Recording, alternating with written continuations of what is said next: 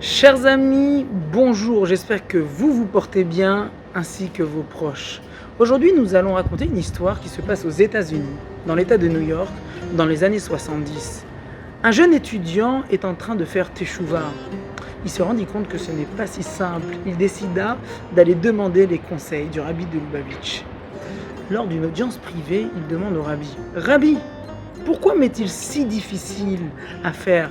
Pourquoi je rencontre tellement d'épreuves, tellement d'embûches, tellement d'échecs ?»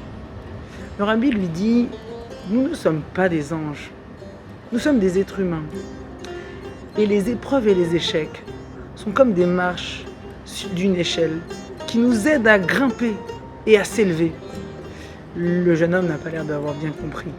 Le rabbi continue et lui demande: « Peux-tu me dire quel est ton hobby, ton loisir, ton passe-temps favori ?»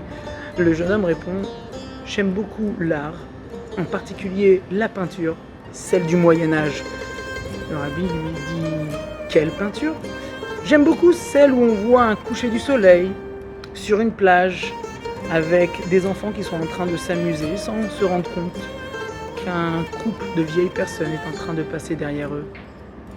Cette peinture me donne beaucoup d'émotions. » Le rabbi lui dit: « Combien coûte cette peinture ?» Il dit: « Justement, elle a été vendue à 8 millions de dollars. » Le rabbi lui dit: « Mais si un photographe serait passé au même moment, aurait pris la même prise de vue, combien aurait coûté la photo ?»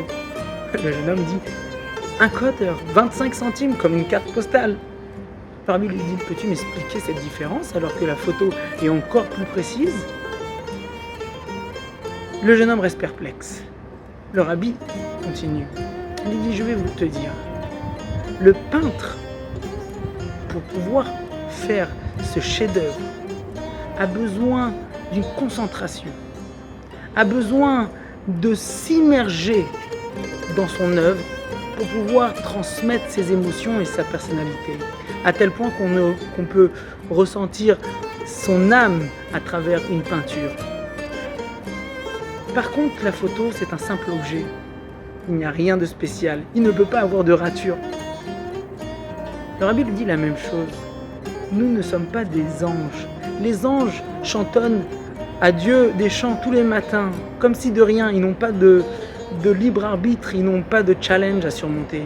Nous, grâce à nos épreuves, grâce à nos échecs, elles nous aident à s'élever et à surmonter. C'est grâce à eux que nous pouvons faire des pas de géant. Aux yeux de Dieu, nous sommes bien plus importants que ces anges-là.